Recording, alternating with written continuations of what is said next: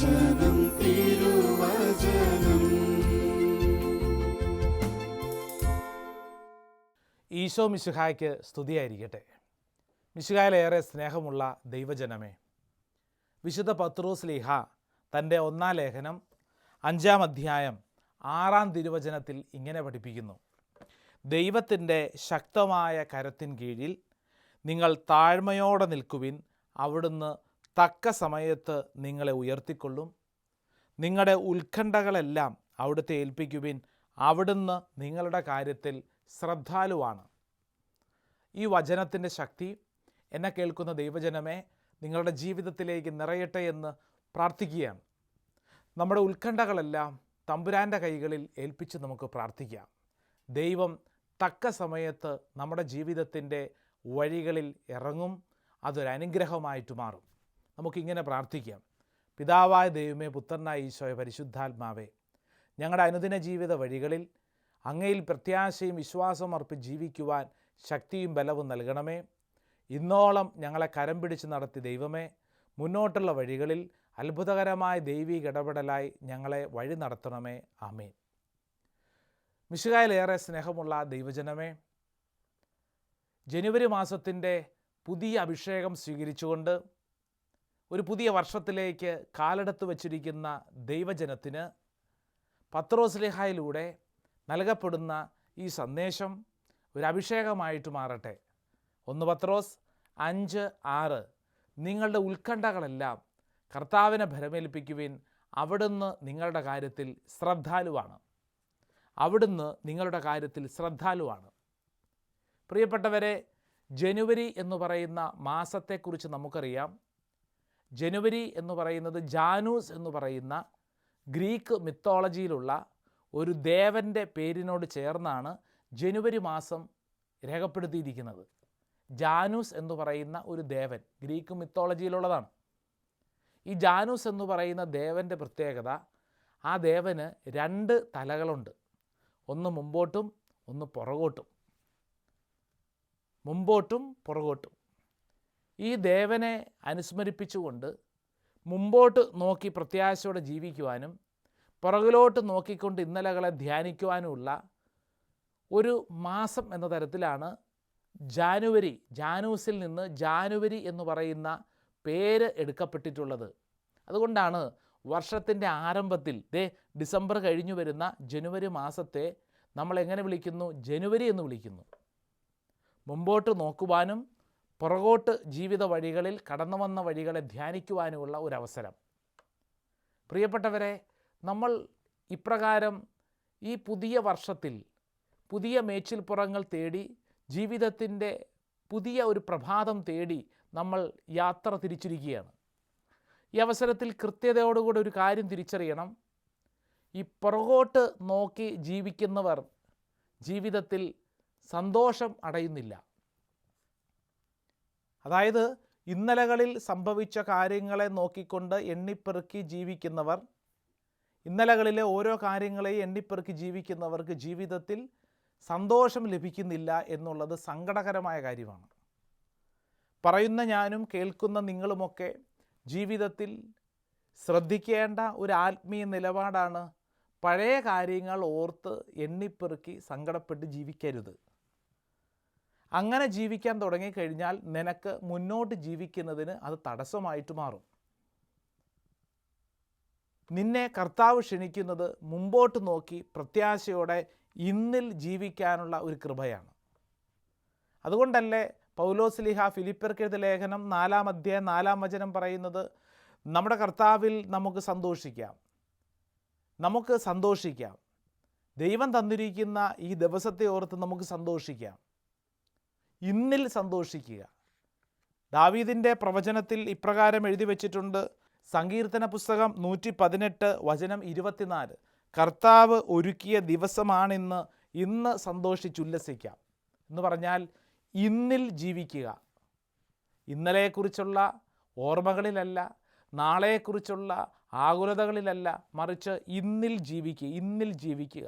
അങ്ങനെ ജീവിക്കുമ്പോഴാണ് നിനക്ക് സ്വസ്ഥതയും സന്തോഷവും ആനന്ദവും ലഭിക്കുന്നത്. പ്രിയപ്പെട്ടവരെ, നമ്മുടെയൊക്കെ ജീവിതത്തിൽ നമുക്ക് ആനന്ദവും സന്തോഷവും ലഭിക്കാനുള്ള ഒരു മാർഗമാണ് വചനം പഠിപ്പിച്ചു തരുന്നത്. ഇന്നിൽ ജീവിക്കുക.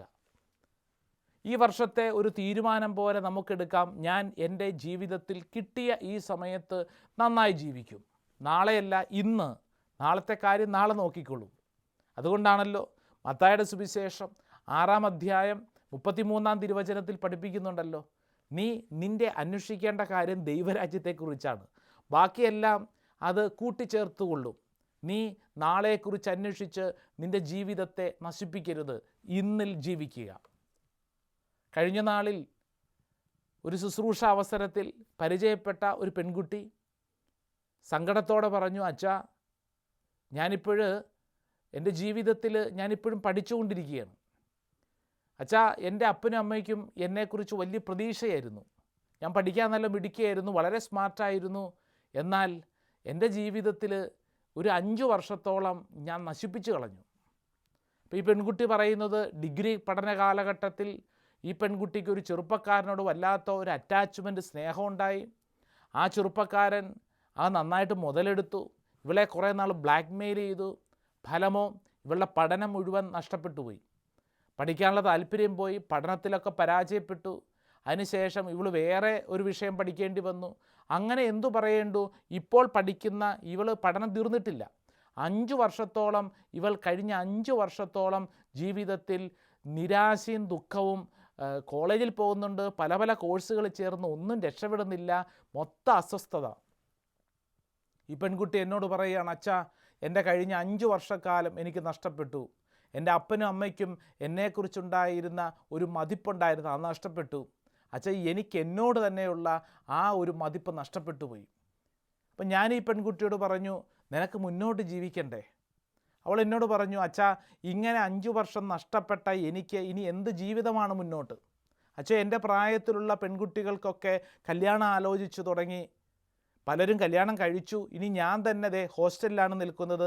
വീട്ടിൽ ചെല്ലുമ്പോൾ കല്യാണ ആലോചനകളൊക്കെ വന്നു തുടങ്ങി. അച്ഛാ, ഞാൻ എങ്ങും എത്തിയിട്ടില്ല. ജീവിതത്തിൽ കഴിഞ്ഞ 5 വർഷങ്ങൾ നഷ്ടപ്പെട്ടതിനോർത്തുകൊണ്ട് ഇന്നും അവൾ ദുഃഖിച്ചു കഴിയുന്നു. ഞാൻ ഈ പെൺകുട്ടിയോട് ചോദിച്ച ചോദ്യം ഒന്നേയുള്ളൂ. ഈ ചോദ്യം എന്നെ കേൾക്കുന്ന പലർക്കും ജീവിതത്തിൽ സ്വീകരിക്കാവുന്നൊരു ചോദ്യമാണ്. ഇനി നിൻ്റെ ജീവിതത്തിൽ നിനക്ക് മുന്നോട്ട് ജീവിക്കണോ വേണ്ടയോ? ആ പെൺകുട്ടി എന്നോട് പറഞ്ഞു, അച്ഛാ, ഇത്രയും നാളും എനിക്ക് ജീവിതത്തിൽ ഇങ്ങനെയൊക്കെയുള്ള കുറേ അനുഭവങ്ങളുണ്ടായില്ലേ, ഇനി എനിക്കിത് സാധ്യമാണോ? ഞാൻ പറഞ്ഞു, നിനക്ക് നിന്നിൽ തന്നെ സാധ്യമല്ല, പക്ഷേ നിന്നെ സൃഷ്ടിച്ച ദൈവത്തിന് സാധ്യമാണ്. നിന്നെ സൃഷ്ടിച്ച ദൈവത്തിന് നിന്നെക്കുറിച്ചൊരു സ്വപ്നമുണ്ട്. ജെറമ്യാ പ്രവചനം 1-ാം അധ്യായം 5-ാം വചനം ആ മകൾക്കൊരു സന്ദേശം പോലെ പകർന്നു കൊടുക്കൂ. ജെറമ്യാ പ്രവാചകനോട് ദൈവം അരുളി ചെയ്തില്ലേ, നീ അമ്മയുടെ ഉദരത്തിൽ രൂപം കൊള്ളുന്നതിന് മുമ്പേ ഞാൻ നിന്നെ അറിഞ്ഞു, വിശുദ്ധീകരിച്ചു, നിന്നെ ഞാൻ പേര് ചൊല്ലി വിളിച്ചിരിക്കുന്നു. ഞാൻ ആ പെൺകുട്ടിയോട് പറഞ്ഞു, മോളെ, നീ ഒരു കാര്യം അറിയണം. നിൻ്റെ ജീവിതത്തിൽ 5 വർഷക്കാലം പല അനുഭവങ്ങളിലൂടെ കടന്നുപോയി എന്നുള്ളത് ശരിയാണ്. പക്ഷേ നിന്നെ സൃഷ്ടിച്ച ഒരു ദൈവമുണ്ട്. നിന്നെക്കുറിച്ച് വ്യക്തമായ പദ്ധതിയുള്ള ഒരു ദൈവമുണ്ട്. ആ ദൈവം പറയുന്നത് കാണാനും കേൾക്കാനും തയ്യാറായാൽ നീ രക്ഷപ്പെട്ടു. അതിനേക്കാൾ ഉപരി നിൻ്റെ ജീവിതത്തിൽ ഇനി എങ്ങനെ ജീവിക്കണമെന്ന് തീരുമാനിക്കേണ്ട നീ ആയിരിക്കരുത്, കൂട്ടുകാരായിരിക്കരുത്, നാട്ടുകാരായിരിക്കരുത്, മറിച്ച് നിന്നെ സൃഷ്ടിച്ച ദൈവമായിരിക്കണം.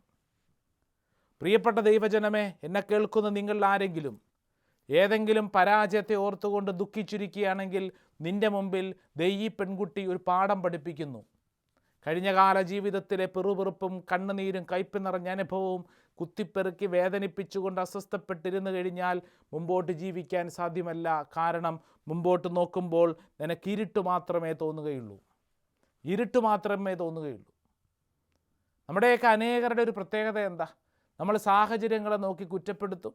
ഞാൻ ഇങ്ങനെയൊക്കെ ആയത് അങ്ങനെയൊക്കെ ആയതുകൊണ്ടാണ്. ഇങ്ങനെ പറഞ്ഞുകൊണ്ടിരുന്നാൽ ഇതിനെ സമയമുണ്ടോ?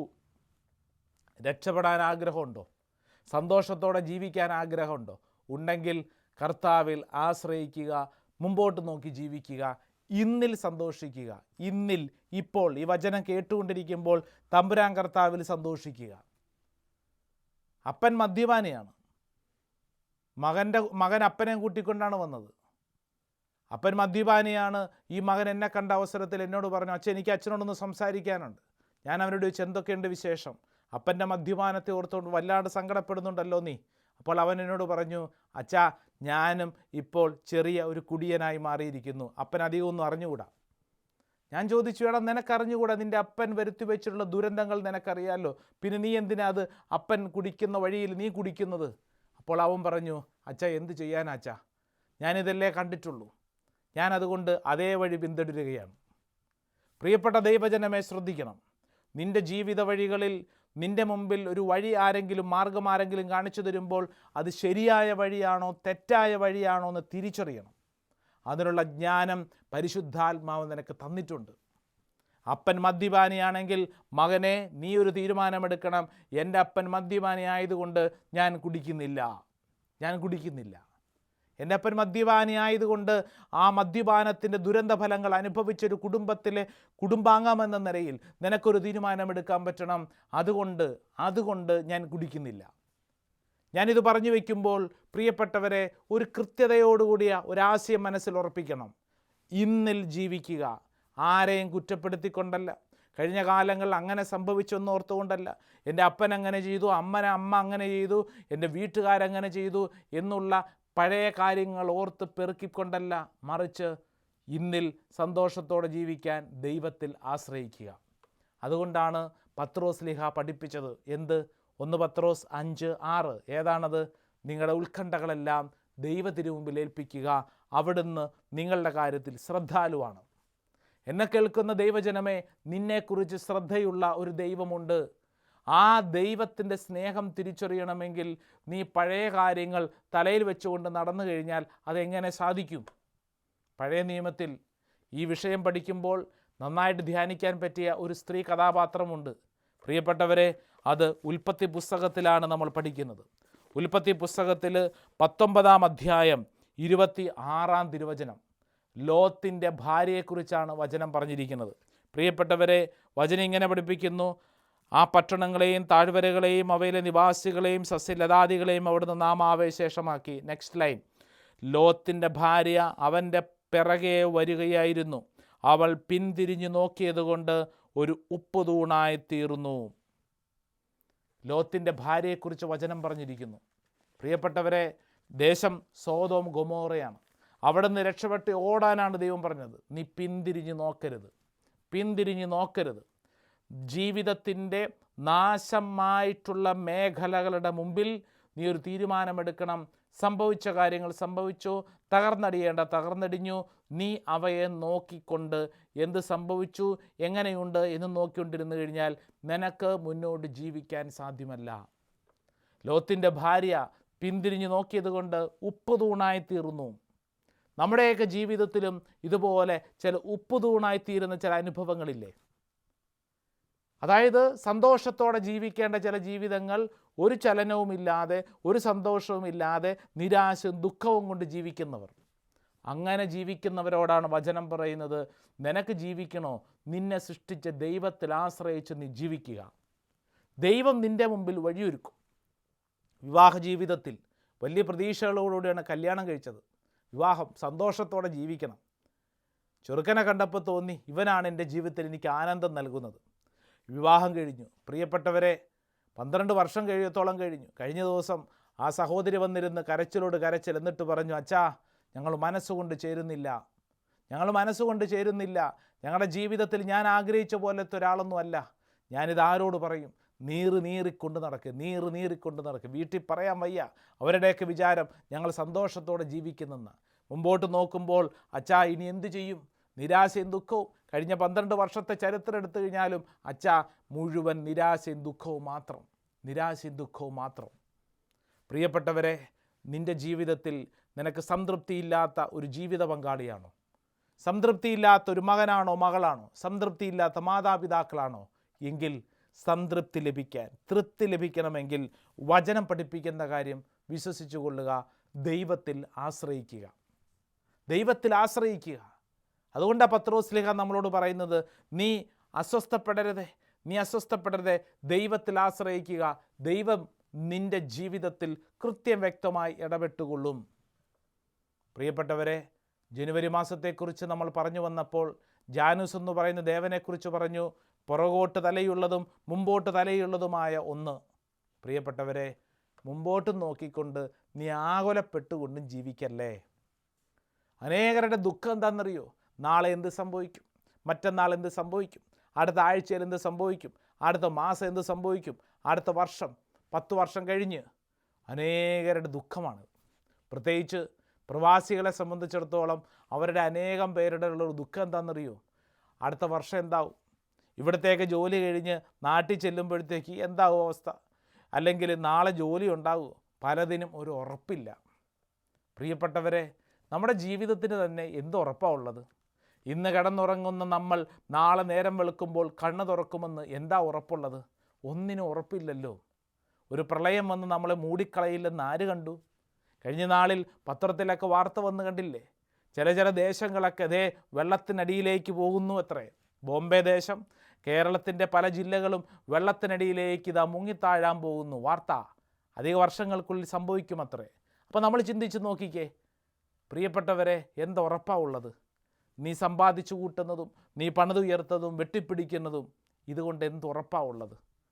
വചനം നമ്മൾ പഠിപ്പിക്കുന്നു, നാളെക്കുറിച്ച് നീ ആകുലപ്പെട്ടുകൊണ്ട് നിൻ്റെ ജീവിതത്തിൻ്റെ അനുഗ്രഹം നീ നശിപ്പിച്ചു കളയല്ലേ. ഇന്നിൽ ജീവിക്കുക. ഇന്നിൽ ജീവിച്ചാൽ കർത്താവ് നിന്നിൽ അനുഗ്രഹം ചൊരിയും. ഇപ്പോൾ ഈ സമയത്ത് നീ വചനം കേട്ടുകൊണ്ടിരിക്കുമ്പോൾ ഒരു ഉണർവ് നിന്നിൽ സംഭവിക്കപ്പെടട്ടെ. പരിശുദ്ധാത്മാവ് നിൻ്റെ ശരീരത്തെ ഏറ്റെടുക്കട്ടെ. ആത്മീയ അഭിഷേകം ലഭിക്കട്ടെ. നിരാശയും ദുഃഖവും നിൻ്റെ ജീവിതത്തിൽ നിന്ന് എടുത്തു കളയുക. പലരും പറയുന്ന കാര്യം നാളെയാവാം, നാളെയാവാം, നാളെയാവാം. ഇതെന്നാവാനാണ്? നാളെ എന്നുള്ളത് എന്ന് സംഭവിക്കാനാണ്? ലോട്ടറി ടിക്കറ്റുകാർ പറയുന്നത് പോലെ നാളെയാവട്ടെ, നാളെയാവട്ടെ, നാളെയാവട്ടെ. ഈ നാളെ എന്നുള്ളത് എന്ന് സംഭവിക്കാനാണ്? ഇന്ന്, ഇപ്പോൾ ഈ വചനം കേട്ടുകൊണ്ടിരിക്കുമ്പോൾ നിൻ്റെ ജീവിതത്തിൽ ഒരു തീരുമാനമെടുക്കുക. പ്രിയപ്പെട്ടവരെ, ആ തീരുമാനം നിൻ്റെ ജീവിതത്തെ അഭിഷേകത്തിലേക്കും അനുഗ്രഹത്തിലേക്കും നയിക്കും. കാരണം വചനം മുഴുവൻ പഠിപ്പിക്കുന്ന സത്യവും അതുതന്നെയാണ്. ഇന്നിൽ, ഇപ്പോൾ, ഈ സമയത്ത് ജീവിക്കുക. ഒരുപക്ഷെ എന്നെ കേൾക്കുന്ന ചിലരുടെയൊക്കെ ഒരു ധാരണ, അങ്ങനെ ഞാൻ ഇന്നിൽ ജീവിക്കാൻ തീരുമാനിക്കുന്നു, പക്ഷേ ഞാൻ ആരെ വിശ്വസിക്കണം, ഞാൻ എന്ത് വിശ്വസിക്കണം, ആര് പറയുന്നത് കേൾക്കണം എന്നുള്ളതാണ്. വചനം പറയുന്നൊരു സത്യം എന്നാണെന്നറിയോ? പരിശുദ്ധാത്മാവ് പറയുന്നത് കേൾക്കുക, പരിശുദ്ധാത്മാവ് പറയുന്നത് അനുസരിക്കുക. നിൻ്റെ ജീവിതത്തിൻ്റെ ഏറ്റവും സുന്ദരമായ വഴി എന്നുള്ളത് പരിശുദ്ധാത്മാവ് പറയുന്നത് കേൾക്കുക, അനുസരിക്കുക. അതാണ് അഭിഷേകം, അതാണ് ആനന്ദം. പരിശുദ്ധ അമ്മയാണ് ഇതിന് ഏറ്റവും സുന്ദരമായ ഉത്തരം നൽകിയത്. ഭാഗ്യവതി എന്നല്ലേ ബൈബിളിൽ പറയുന്ന? ഭാഗ്യവതി, ഭാഗ്യവതി, ഭാഗ്യവതി. എന്തു ഭാഗ്യമെന്ന് ഈ പറയണേ? കല്യാണം കഴിക്കാതെ കുഞ്ഞിനെ പ്രസവിക്കുന്നത് ഭാഗ്യമാണോ? കുടുംബജീവിതത്തിൻ്റെ അന്തസ്സത്ത തകർത്ത് കളയുന്ന ചില നിലപാടുകളാണ്. ഇത് ഭാഗ്യമാണോ?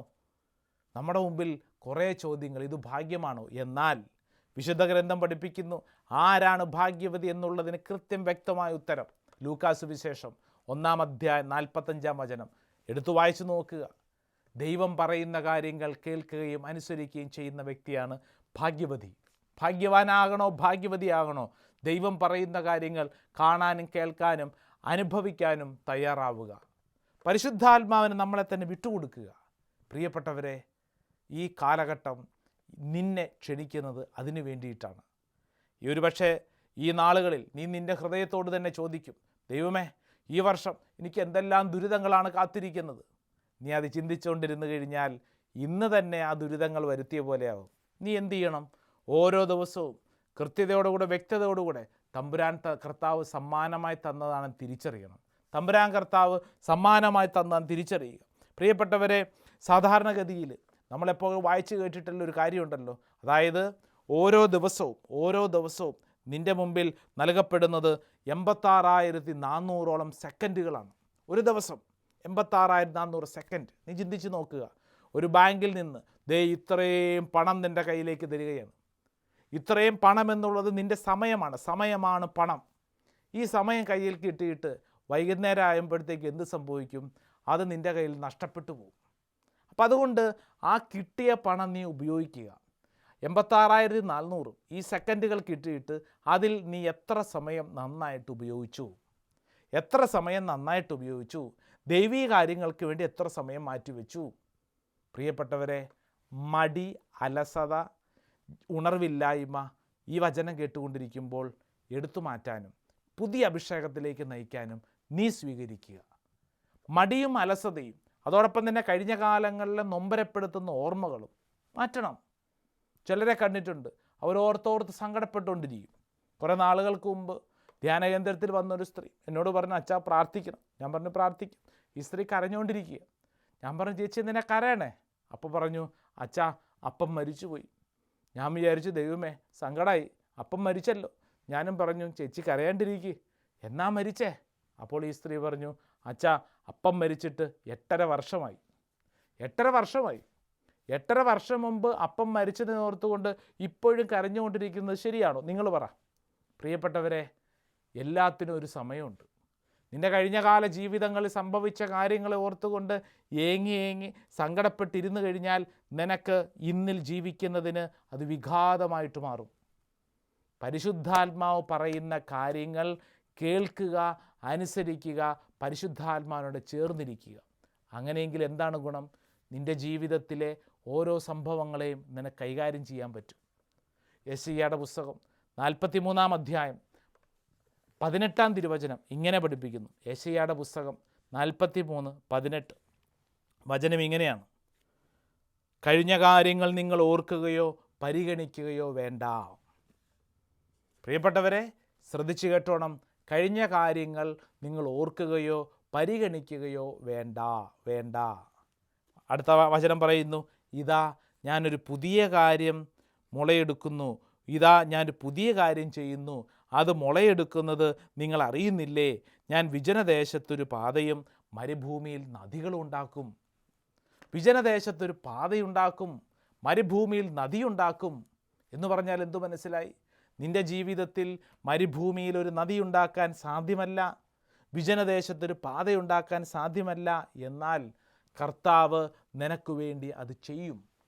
കർത്താവ് നിനക്ക് വേണ്ടി അത് ചെയ്യുമെന്നാണ് വചനം നൽകുന്ന സന്ദേശം. കർത്താവ് നിനക്ക് വേണ്ടി ചെയ്യും. പ്രിയപ്പെട്ട സഹോദര സഹോദരി, എന്നെ കേൾക്കുന്ന ഈ സമയം നിൻ്റെ ജീവിതത്തിൽ ആ ഒരു നിലപാട് സ്വീകരിക്കാം. കഴിഞ്ഞ കാര്യങ്ങൾ ഓർക്കുകയോ പരിഗണിക്കുകയോ വേണ്ടെന്ന് ദൈവം പറയുന്നെങ്കിൽ നീ അത് വിശ്വസിച്ചുകൂടെ? നീ അത് ദൈവത്തിന് മുമ്പിൽ എളിമയോടെ നിന്നുകൂടെ?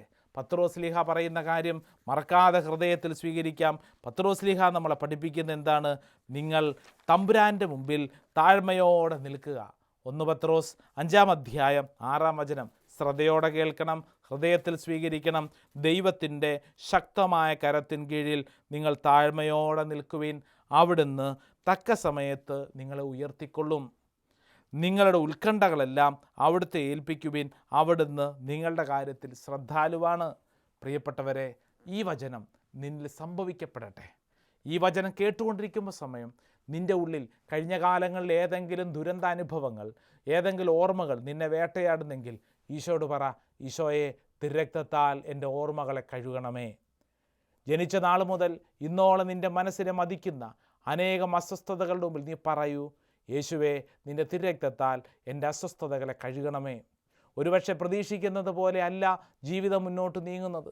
സ്വപ്നങ്ങൾ ഒത്തിരി ഉണ്ടായിരുന്നു, എന്നാൽ കുടുംബജീവിതത്തിൽ പ്രവേശിച്ചപ്പോൾ തകർന്ന അനുഭവമുള്ള ആരെങ്കിലും ഉണ്ടെങ്കിൽ ഈശോയോട് പറയുക, എൻ്റെ കുടുംബത്തെ ഈശോയെ തിരുരക്തത്താലെ കഴുകണമേ. എൻ്റെ കുടുംബജീവിത വഴികളിൽ അസ്വസ്ഥതകളുള്ള മേഖലകളിൽ ഈശോയെ തിരുരക്തത്താലെ കഴുകണമേ.